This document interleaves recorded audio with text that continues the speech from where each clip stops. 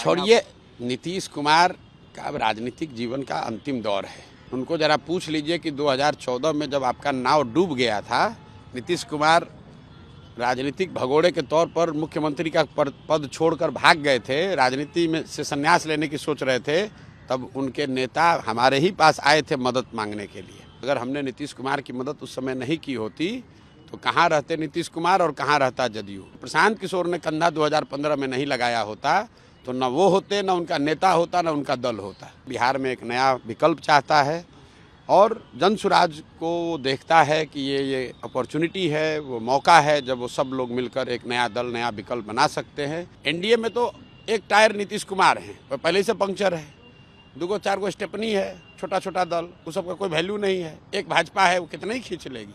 RJD ने बिहार पिछली बार कब जीता था? अपने दम पर आरजेडी बिहार पिछली बार कब जीती थी? इस सदी में तो नहीं जीती है। प्रशांत किशोर बिहार की जनता का बी टीम है। हमने अपने जीवन का लक्ष्य बनाया है, 2 साल लगे, 10 साल लगे, हमको बिहार सुधारना है। उस रास्ते में जो आएगा, राहुल आ जाए, मोदी आ जाए, लालू आ जाए, किसी को नहीं छोड़ेंगे।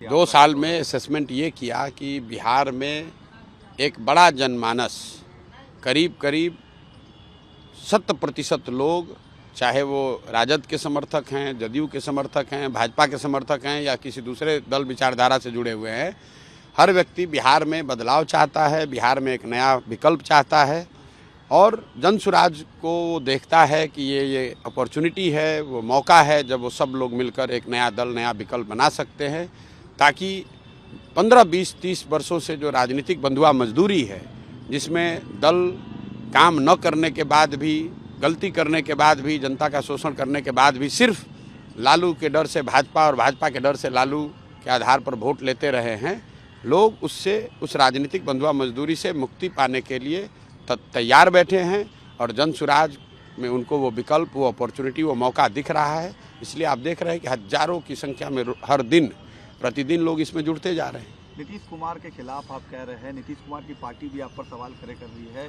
कि आपके पास पैसा कहाँ से आ रहा है, आप कैसे चुनाव लड़ाएं? अब छोड़िए, नीतीश कुमार का अब राजनीतिक जीवन का अंतिम दौर है। जो लोग सवाल खड़ा कर रहे हैं उस पर तो हम रोज़ जवाब दे रहे हैं, आपको भी देंगे। उनको ज़रा पूछ लीजिए कि 2014 में जब आपका नाव डूब गया था, नीतीश कुमार राजनीतिक भगोड़े के तौर पर मुख्यमंत्री का पद छोड़कर भाग गए थे, राजनीति में से संन्यास लेने की सोच रहे थे, तब उनके नेता हमारे ही पास आए थे मदद मांगने के लिए। और अगर हमने नीतीश कुमार की मदद उस समय नहीं की होती तो कहाँ रहते नीतीश कुमार और कहाँ रहता जदयू। इसलिए आदमी को गीता में कहा गया है, कृतज्ञ नहीं होना चाहिए, कृतज्ञता से बड़ा कोई अपराध नहीं है। तो नीतीश कुमार और जदयू के लोग कम से कम, दूसरे दलों की छोड़ दीजिए, इन लोगों को कृतज्ञ नहीं होना चाहिए, क्योंकि अगर प्रशांत किशोर ने कंधा 2015 में नहीं लगाया होता तो न वो होते, न उनका नेता होता, न उनका दल होता। एनडीए का कोalition फिर से बिहार में काम कर रहा है, आपके लिए चैलेंज नहीं लग रहा है कि आप पार्टी लॉन्च कर रहे हैं? और क्या चैलेंज है? कोई चैलेंज नहीं है, जनता के सामने कोई चैलेंज नहीं है। जनबल के आगे कौन बल है?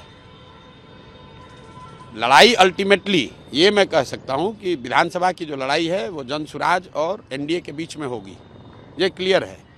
लेकिन एनडीए में तो एक टायर नीतीश कुमार हैं, वो पहले से पंक्चर है, 2-4 स्टेपनी है, छोटा छोटा दल, उस सबका कोई वैल्यू नहीं है। एक भाजपा है, वो कितना ही खींच लेगी। आरजेडी को आप चैलेंज नहीं मान रहे बिहार में? लड़ाई एनडीए और जनसुराज में है तो आरजेडी को क्या मानेंगे? आरजेडी तो लालटेन है। जिस बिहार में सर, किसने कहा कि बड़ी पार्टी है? कई गो एमपी जीता है आरजेडी ने? बिहार पिछली बार कब जीता था?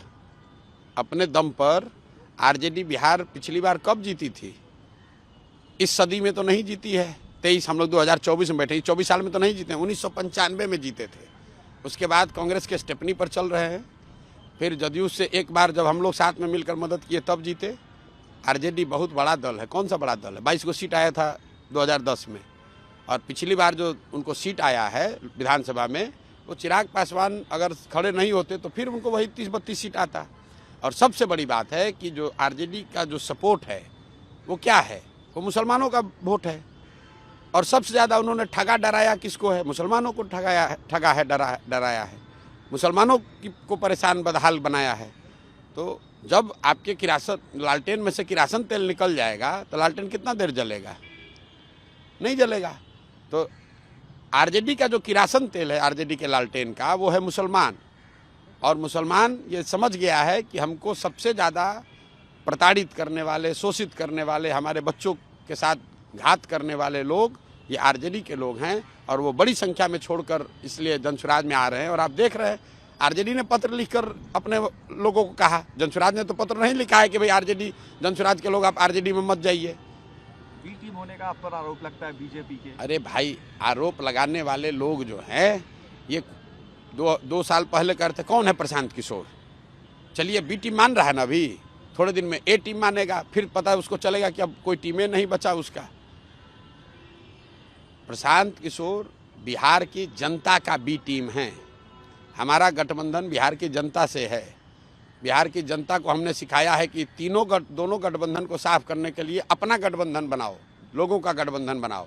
1 करोड़ लोग आपस में मिलकर अपने बच्चों के लिए गठबंधन बनाओ और ये दोनों गठबंधनों को काट के साफ करो। नेशनल लेवल पर इंडिया गठबंधन को किस तरीके से आप देखते हैं? राहुल गांधी पर भी आप थोड़ा अटैकिंग रहते हैं आजकल। भाई राहुल गांधी पर हम क्या अटैक करेंगे? राहुल गांधी पर उतना ही अटैक कहिए या उन पर उतना ही टीका टिप्पणी करते हैं जो बिहार से जुड़ी हुई बात है। कांग्रेस का एक मुख्यमंत्री रेवंत रेड्डी तेलंगाना में अभी कुछ महीने पहले मुख्यमंत्री बना है, मतलब इतने बड़े कोई नेता नहीं है। वो वहाँ कहता है कि बिहार के लोगों के डीएनए है, ये मजदूरी करने वाले लोग हैं। उसका इतना हिम्मत है और उस दल का नेता आके राहुल गांधी यहाँ बिहार में लंबा चौड़ा भाषण देंगे। वो कह रहा है कि हम लोग पैदा हुए हैं मजदूरी करने के लिए, और उस दल का नेता आकर यहाँ भाषण देगा हम लोग को, और हम लोग चुपचाप बैठे रहेंगे। आप बताइए, आप यहाँ काम करते हैं, बिहार के हैं कि नहीं मुझे पता नहीं है, बिहार के हैं। आपको अगर कोई कहता है, जिस दल का नेता कहता है कि बिहार का आदमी के डीएनए में मजदूरी करना लिखा है, तो आप उसके साथ खड़े होंगे कि नहीं होंगे? आप उसका विरोध कीजिएगा कि नहीं कीजिएगा? तो यही विरोध कर रहे हैं कि तुम्हारा मुख्यमंत्री बिहार के लोगों को कह रहा है कि मजदूरी करने के लिए पैदा हुए हैं, और तुम आके बिहार में नेता बनोगे, और बनोगे तो तुम्हारा विरोध नहीं होगा। उनका पॉलिटिकल रिबॉर्न आप देख रहे हैं क्या? अरे छोड़िए, अरे भाई उनका रिबॉर्न हो, रिबर्थ हो, हमको उससे कोई लेना देना नहीं है। बिहार के लोगों का रिबॉर्न होना चाहिए, बिहार के विकास का रिबर्थ होना चाहिए। बिहार से हमको मतलब है, हमको देश दुनिया से मतलब नहीं है। हम लोकसभा चुनाव लड़े, हमारा तो कोई भूमिका नहीं है। हम चुपचाप बिहार में लगे हुए हैं 2 साल। हमने अपने जीवन का लक्ष्य बनाया है, 2 साल लगे, 10 साल लगे, हमको बिहार सुधारना है, बिहार के लोगों की स्थिति सुधारनी है, बिहार के लोगों की मदद करनी है।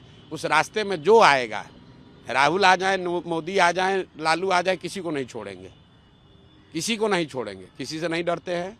बिहार की जनता त्रस्त है और ये लोग इस बदहाली के लिए जिम्मेवार हैं, और इनके खिलाफ बोला ही जाएगा, क्योंकि जनता इनको गाली दे रही है।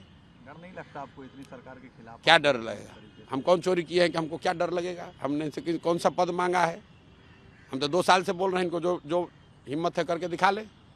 आपकी पार्टी क्या 243? हमारी कोई पार्टी नहीं है। जनसुराज जो पार्टी बनेगी 243 लड़ेगी, बिल्कुल लड़ेगी। 243, 242 नहीं, 243 सीट लड़ेंगे। सीएम उम्मीदवार क्या आप होंगे या? अरे भैया, जो अभी आप लोग मेरे दल कैसे बनेगा? भाई देख रहे हैं कौन लोग दल बना रहा है। अभी 50,000 आदमी आता है, आप लोग ऐसे घबराने लगता है, इतना आदमी कहाँ से आया? तो जो लोग दल बनाएगा वो दल का नेता भी चुनेगा, दल के नेता फिर बैठ के अपना मुख्यमंत्री भी चुन लेंगे। उसके लिए क्या घबराहट है? पहले जीतने तो दीजिए। आखिरी सवाल सर, बांग्लादेश में जो क्राइसिस चल रहा है उसमें आप पॉलिटिकल स्ट्रेटेजिस्ट है, अब नेता भी बन गए हैं सर, क्या आपकी एडवाइस रहेगी, क्या करना चाहिए? भाई हमको सच्चाई आपको बता रहे हैं, बांग्लादेश की परिस्थितियों के बारे में हमको बहुत जानकारी नहीं है। हम मधेपुरा में कहीं थे, न्यूज़ उस थोड़ा बहुत एक 10-15 मिनट समय लगता है, उसको देखते हैं।